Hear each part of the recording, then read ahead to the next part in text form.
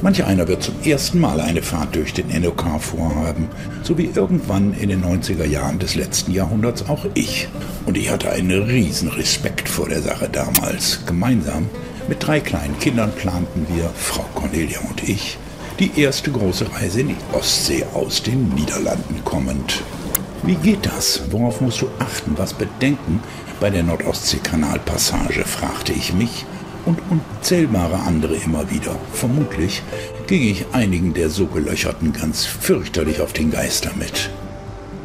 Okay, es sei gleich eingestanden. Ich bin ein ängstlicher Mensch, ein Schisser. Ein Erbe meiner Großmutter mütterlicherseits muss das sein.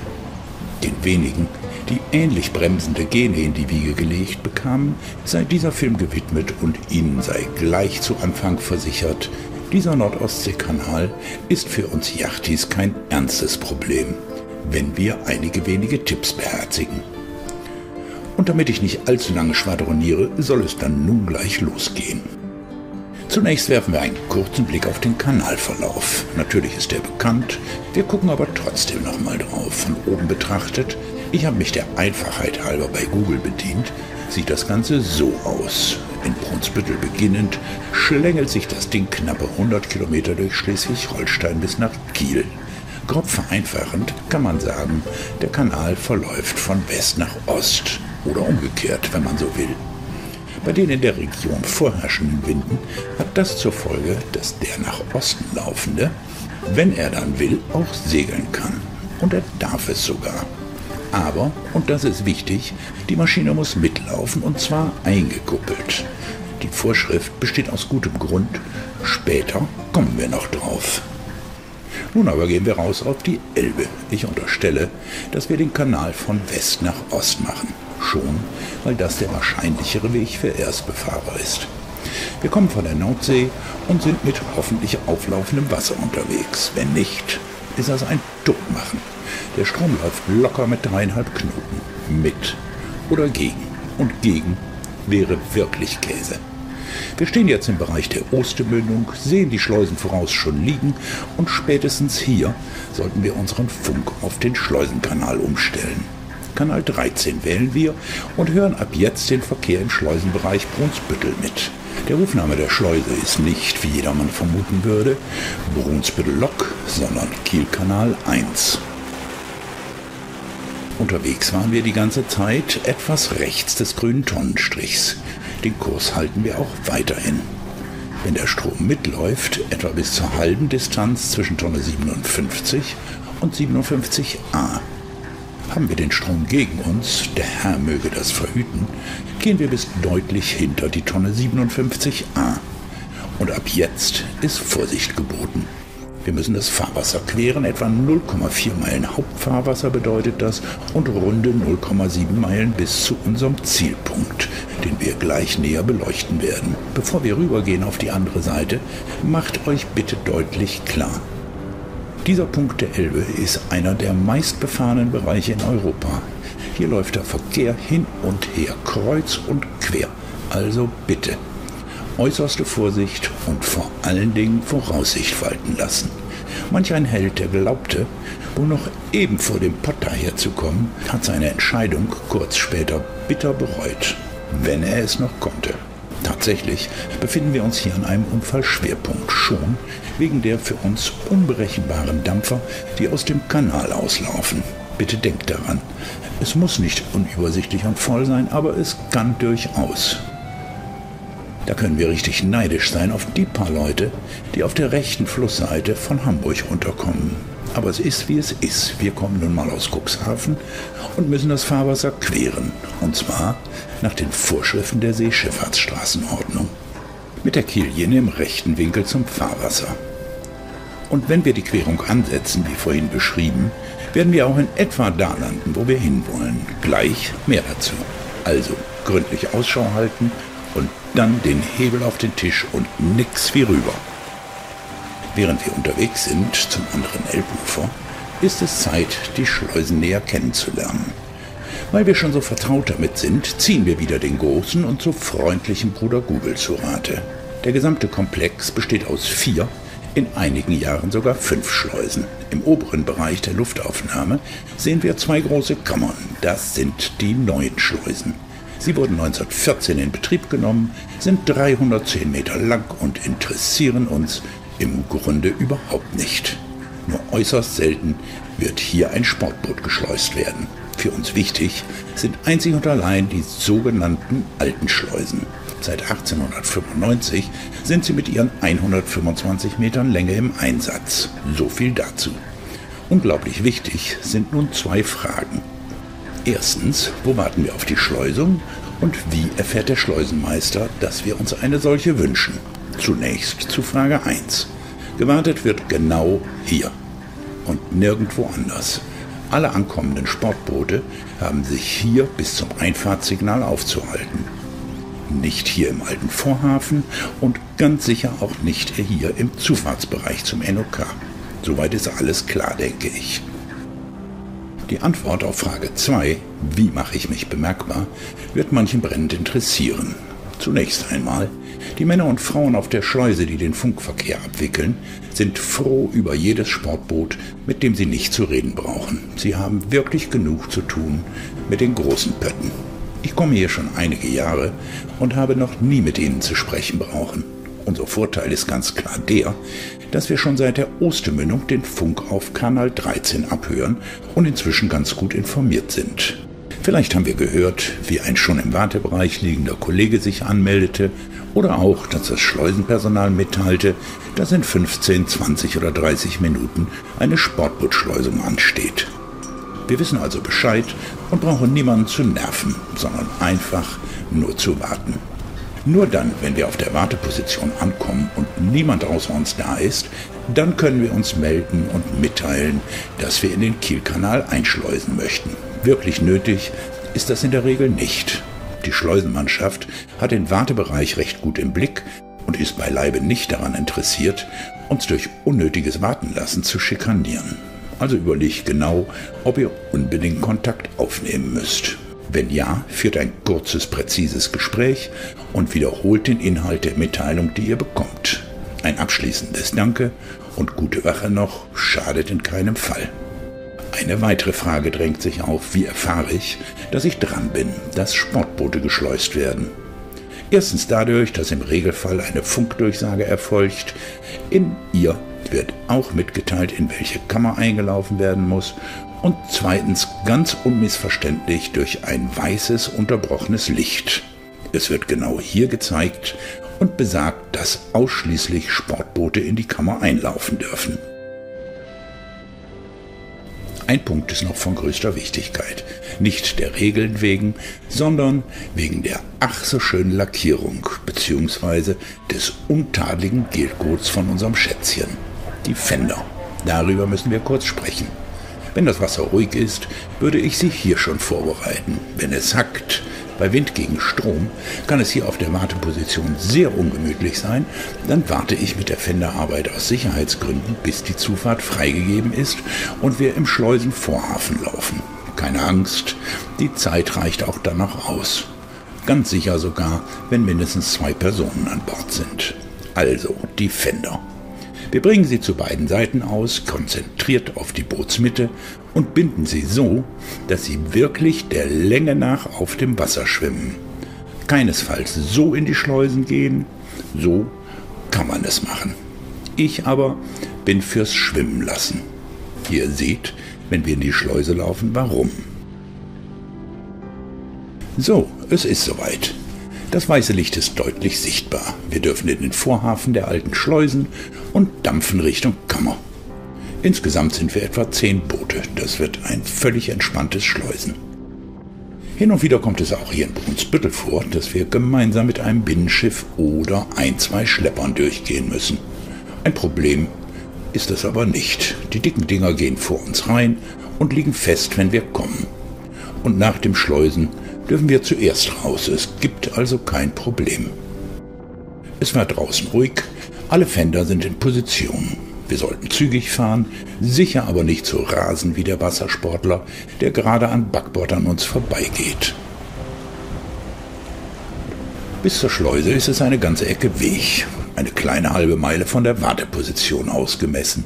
Wir haben also alle Zeit in Ruhe, die Dinge vorzubereiten, die noch zu tun sind. Die Festmacher können klariert werden und in Position gebracht. Vor- und Achterleine genügen in der Regel. Strom gibt es nicht in den Schleusen, insofern kann eigentlich immer auf Springs verzichtet werden. Genügend lang sollten die Leinen sein. Wir müssen sie auf den Schwimmpontons, an denen wir gleich festmachen, durch dort angebrachte Ringe führen und wollen sie dann zurück an Deck haben, um sie dort zu belegen. Wie ich vorhin schon sagte, auch die Fender könnten wir noch bequem in Position bringen. Also kein Stress und nur die Ruhe. Um festzumachen, müssen wir nachher auf die schwimmenden Pontons klettern. Von hochbordigen Booten aus kann das ein Problem sein. Eine in die Fußreling einhängbare Leiter tut hier hervorragende Dienste. Es gibt natürlich auch andere hilfreiche Accessoires. Zum Beispiel spezielle Fender. Wer gar nichts Passendes an Bord hat, knotet sich aus einem Tau ein Provisorium, in das er steigen kann. Wichtig ist das sichere Herunterkommen vom Boot für das Festmacherpersonal. Die schwimmenden Pontons sind inzwischen sicher begehbar. Sie sind mit Gummi- bzw. Blechrosten belegt. Früher war das anders. Da waren sie mitunter glitschig. Übrigens, auch hier vor den Schleusen wird uns durch das weiße unterbrochene Licht wieder deutlich gesagt, in welche Kammer wir einzulaufen haben. In unserem Fall ist es die alte Süd. Und genau jetzt stoppen wir einmal auf und rekapitulieren kurz, was wichtig ist bis hier. Rechtzeitig den Schleusenfunk mithören auf Kanal 13, Kielkanal 1. Nicht direkt in den Vorhafen einlaufen, sondern auf die Warteposition gehen. Die Schleuse über Funk nur ansprechen, wenn nötig. Das weiße Licht auf dem Vorland beobachten. Fender auf dem Wasser schwimmend ausbringen. Festmacher und gegebenenfalls Ausstiegshilfe vorbereiten. Und was ich vergaß, wenn wir das unverschämte Glück haben, dass bei unserer Ankunft das weiße unterbrochene Licht auf der Schleuseninsel gezeigt wird, gehen wir natürlich direkt durch in die Schleuse. Wir haben dann eindeutig einen Haupttreffer erzielt, so wie ich mit Frau Cornelia. Nun geht es weiter. Ab jetzt sind wir völlig locker und entspannt, nehmen das Tempo zurück und laufen souverän, aber langsam in die Schleusenkammer ein, so als hätten wir im Leben nie anderes getan. In der Regel können wir uns die Seite, an der wir festmachen, frei aussuchen. Das macht also jeder, wie er denkt. Wir haben die Fender ja beidseitig ausgebracht.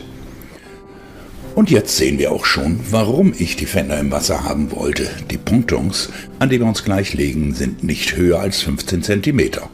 Zudem ist ihre Kante rund. Ein hängender Fender würde nach oben weggedrückt, wenn er dann überhaupt Kontakt bekäme. Ich nehme jetzt noch etwas Fahrt aus dem Boot, dadurch versetzt es leicht, kein Problem. Mir bringt das willkommenen Abstand zu den Pontons. Kontakt will ich erst beim Festmachen. Wir werfen einen kurzen Blick auf die Augen, durch die wir gleich die Festmacher führen werden. Nun naht der finale Moment. Die Berührung der schwimmenden Landseite soll möglichst zärtlich erfolgen. Da ist es hilfreich, wenn der Leinenmann, in unserem Fall die Leinenfrau, dem Rudergänger die Distanzen zum Ponton laut ansagt.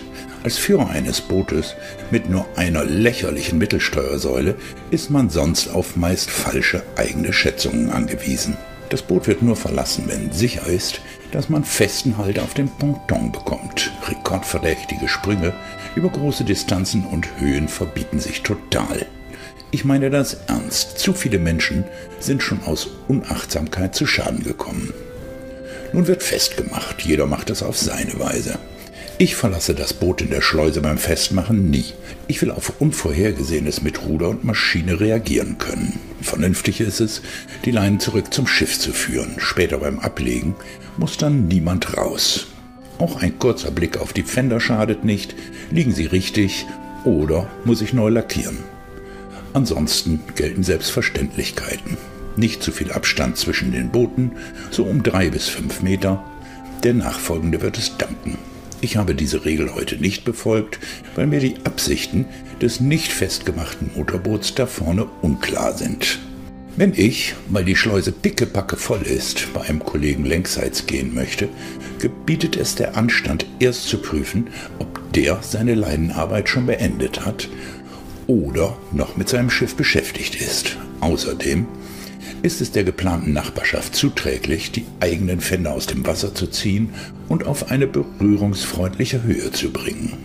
Und wenn, was nicht selten ist, jemand alleine kommt, ist es keine ganz schlechte Idee zu helfen, wie wir hier gerade sehen. Wenn dann das eigene Schiff schon sicher liegt. Auch manch andere Besatzung kann hin und wieder eine helfende Hand gebrauchen, denn manchmal geht einfach etwas schief.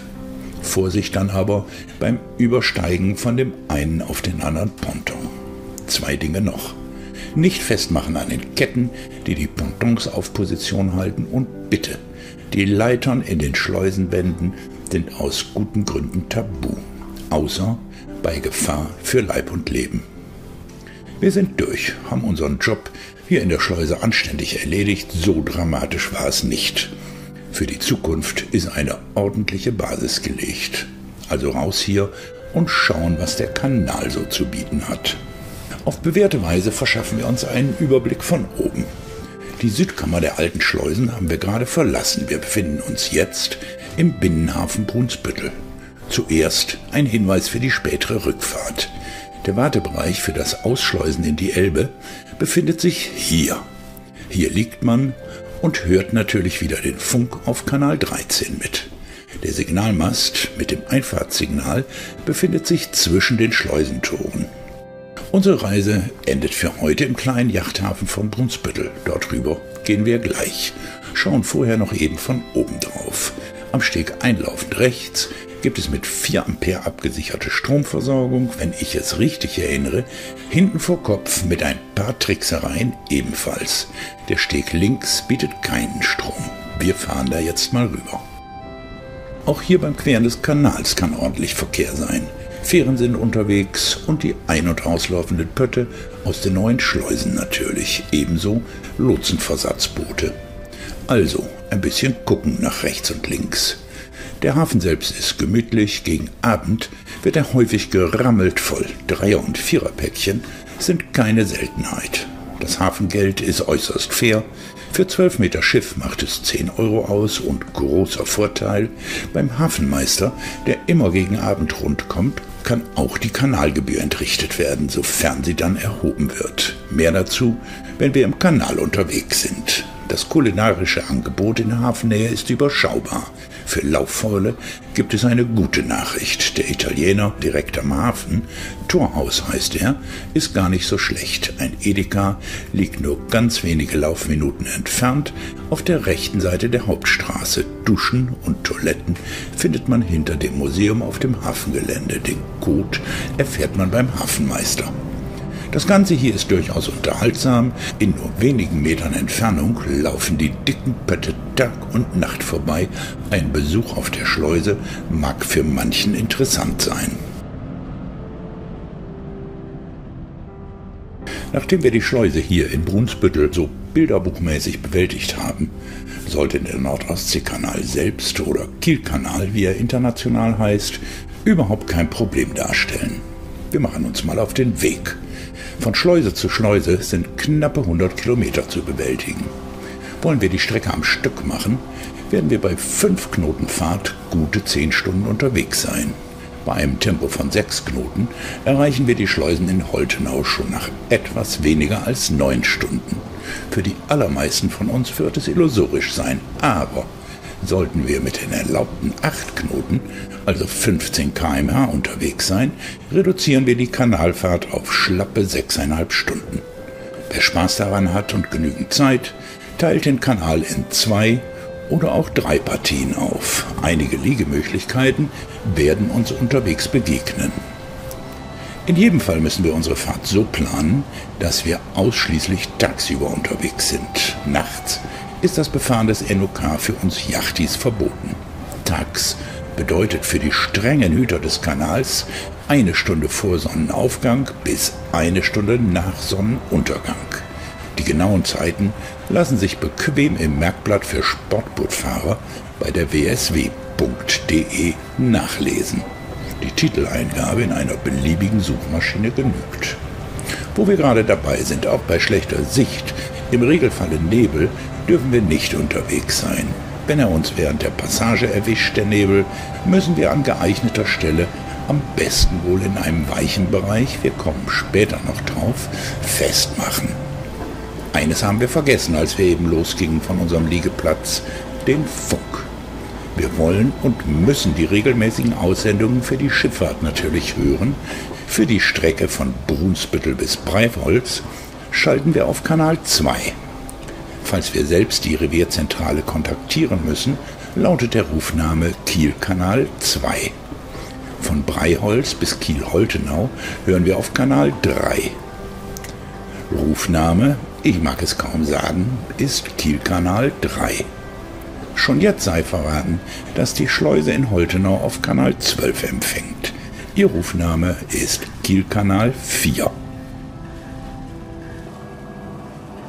Für Verunsicherung sorgen hin und wieder die vielen den Kanal querenden Fähren. 14 gibt es insgesamt.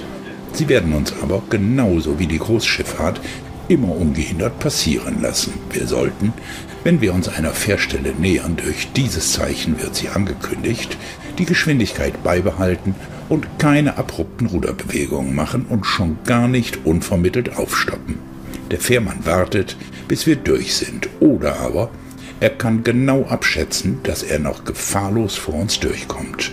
Achten müssen wir auf das Schraubenwasser der Fähren. Auch wenn sie an ihrem Anleger liegen, läuft die Schraube weiter und erzeugt eine erhebliche Strömung quer zum Kanal.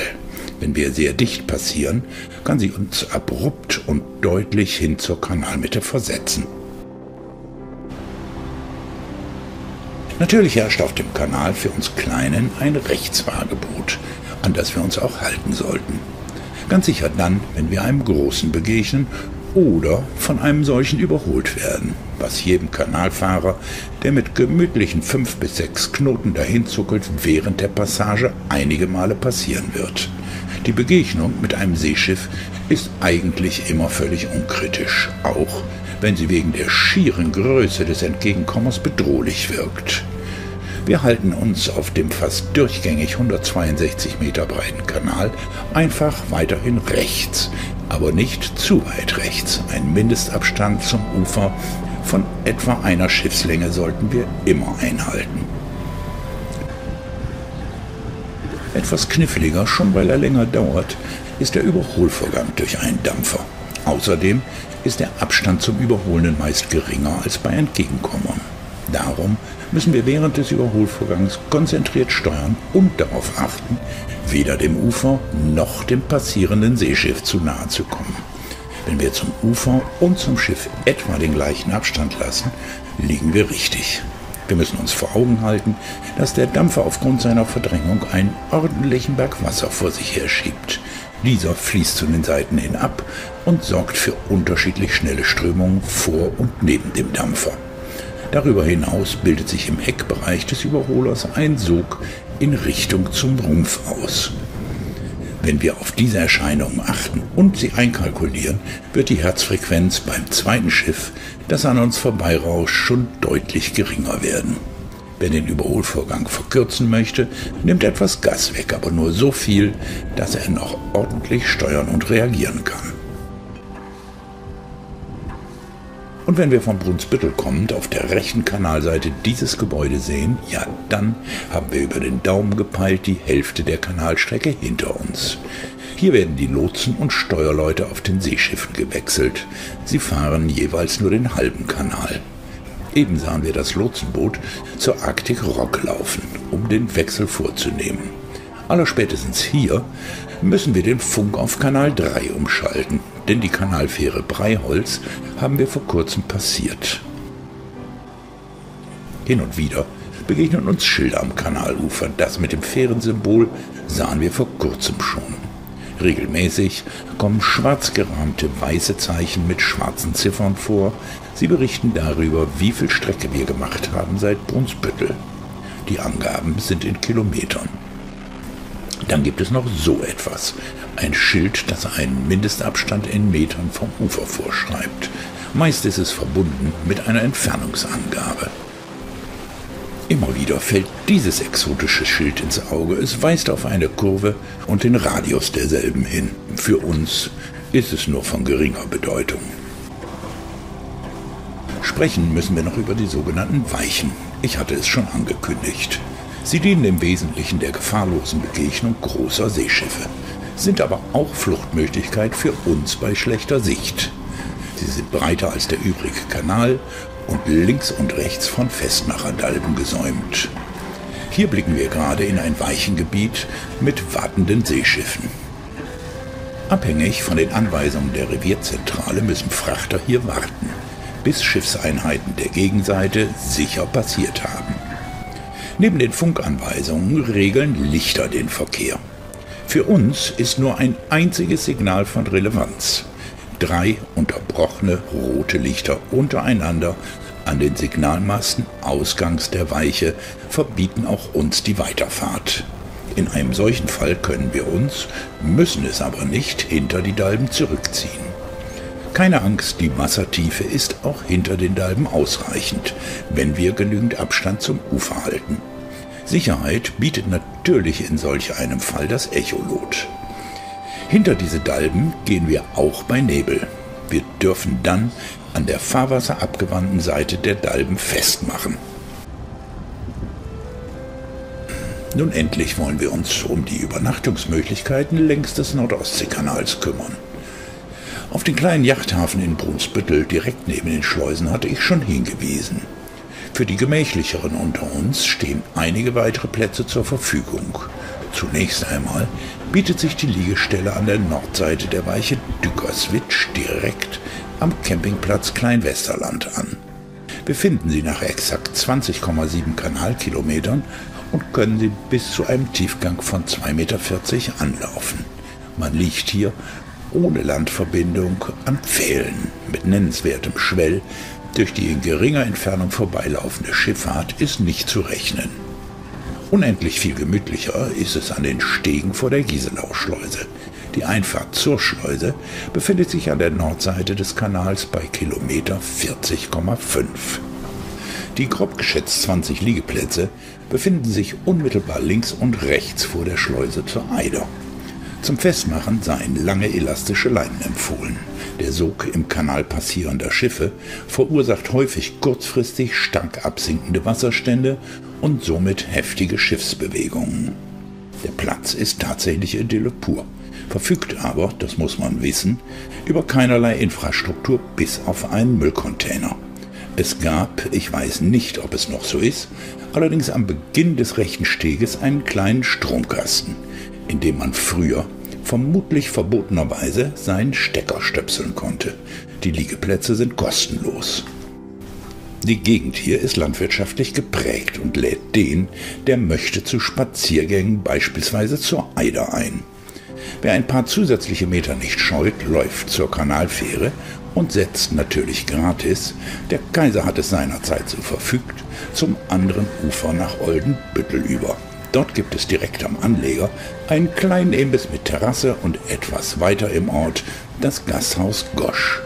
Es ist allgemein recht ordentlich besprochen. Wir machen uns wieder auf den Weg und erkunden die weiteren Liegemöglichkeiten am Kanal. So ab Kilometer 60 setzt stärkere Bebauung ein und kurze Zeit später rückt diese markante Brücke ins Auge. Es ist die Rendsburger Hochbrücke, die den Kanal schon seit 1913 überspannt. Es folgt eine längere Linkskurve, dann haben wir Kilometer 66 erreicht. Hier geht es links ab in den Obereider See mit verschiedenen Liegemöglichkeiten. Die am meisten genutzte ist wohl der am Ende des Sees liegende Yachthafen des Rendsburger Regattavereins. Auch hier in der Bucht gibt es einige Gastliegeplätze und ebenfalls hier. Allerdings fehlt, anders als beim Regattaverein, eine nahe Anbindung zur Stadt. Die Liegemöglichkeiten beim Regattaverein schauen wir uns etwas näher an. Der in der Hauptsache für Gäste vorgesehene Steg ist dieser hier. 12 Meter Boot schlagen mit 18 € pro Nacht zu Buche. Außerdem verfügt der Hafen über eine von 2 Dieselbunkerstationen am NOK. Das Essen im Hafenrestaurant Riverside ist ordentlich. Das Servicepersonal ist teilweise sehr freundlich, Duschmöglichkeiten und sogar eine Waschmaschine sind vorhanden. Ganz in der Nähe, nämlich hier, befinden sich ein Aldi, ein Edeka und eine Apotheke. Der beste Weg in die Stadt, das Zentrum liegt hier, führt am Ende des Obereider Sees entlang.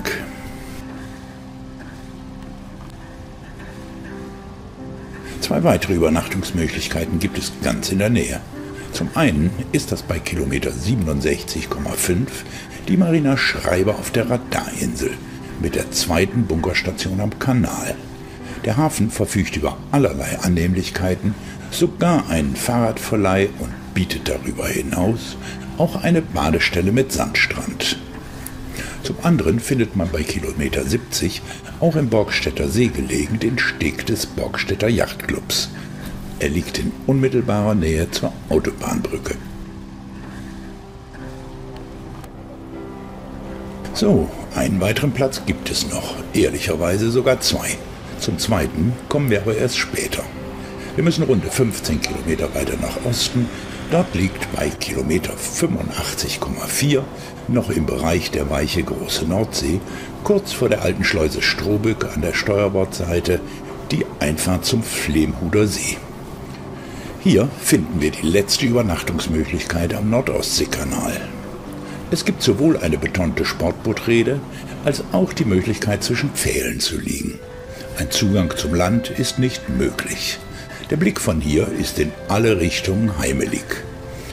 Wenn wir uns an die Pfähle legen wollen, müssen wir beim Festmachen und auch beim Ablegen darauf achten, dass auf dem Kanal nicht gerade große Schiffe passieren. Es kommt bei der Passage mitunter zu erheblichem Sog, der unser Boot für einige Momente unbeherrschbar macht. Mir selbst ist das vor einigen Jahren hier aus Dummheit passiert. Der Schaden war gering, der Ärger über meine Blödheit aber hielt lange an. Wir machen uns wieder auf den Weg, wollen das letzte Stück bis Holtenau bewältigen. Da ist es eben Zeit, über die Kanalgebühren zu sprechen. Die gute Nachricht ist, sie gibt es derzeit nicht. Zumindest war das im Jahr 21 so und auch in 20 so ab dem mittleren Sommer. Was sich weiter tun wird, ist derzeit unbekannt. Es heißt, man arbeite an einem Internetbezahlsystem, nachdem man, ich glaube im Jahre 19, aufwendige elektronische Terminals in Kiel binnen und außen installiert hatte. Dort konnte man mit Karte zahlen, darüber hinaus in Brunsbüttel beim Hafenmeister und an der Gieselau-Schleuse beim Schleusenmeister. Ich persönlich habe die Gebühren, seinerzeit lagen sie bei 18 € für 12 Meter Schiff, immer für gerechtfertigt und nie zu hoch gehalten. Wie es weitergeht damit, wird die Zukunft zeigen. Beinahe ist es geschafft, wir haben Kiel-Holtenau erreicht. Die Schleuse will uns derzeit nicht, wir ziehen ein paar Kreise am Wartesteg oder machen fest, sofern Platz ist, und verschaffen uns wieder einen Überblick aus der Luft.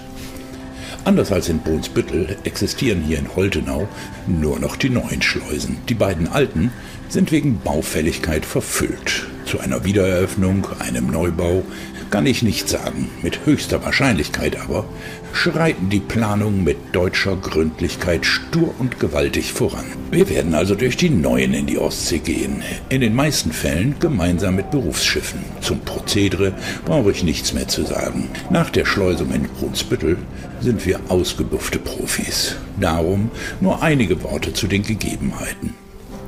Der Wartebereich für die NOK-Fahrer liegt hier. Auf dem kurzen Steg befindet sich auch das innere Bezahlterminal. Ich sage es für den Fall, dass die NOK-Passage wieder kostenpflichtig werden sollte. Wir müssen darauf achten, die Wartekreise nicht zu weit nach Osten auszudehnen. Hier verkehrt regelmäßig eine kleine Personenfähre, die uns, wenn wir ihr in die Quere kommen, mächtig aushupen wird. Für die spätere Rückreise, das können wir gleich mitmachen, befindet sich der Wartebereich in der Zufahrt zu den ehemals alten Schleusen. Und dort in der Zufahrt gibt es auch eine Liegemöglichkeit zum Übernachten. Dort ist sie zu finden. Empfehlen will ich sie nicht. Zum Festmachen sollte ein Fenderbrett zum Einsatz kommen. Wer den Platz anläuft, weiß warum. An dem langen Steg mit Zugang zum Land ist auch der zweite Kassenautomat zu finden. Auch von Interesse für die Rückfahrt: der Signalmast steht auf der Schleuseninsel genau hier. Welche Kammer wir anlaufen sollen, erzählt der Mast zwischen den Schleusenkammern. Unseren Funk haben wir natürlich inzwischen auf Kanal 12 Standby laufen. Der Rufname der Schleusen, Kielkanal 4. Nun heißt es warten. Den Funk im Ohr haben und das Signallicht, es befindet sich hier, beobachten. Mitunter dauert es eine Weile. Meine längste Wartezeit hier in Kiel währte, es ist noch gar nicht so lange her, 3 Stunden. Sobald wir unterbrochen Weiß bekommen, laufen wir in das uns durch das Licht zugewiesene Becken ein. Eventuelle Berufsschiffe liegen schon fest. Wir legen uns dann nach Möglichkeit auf die andere Schleusenseite und freuen uns auf den frischen Wind in der Kieler Förde. In wenigen Minuten wird er uns um die Nase streichen.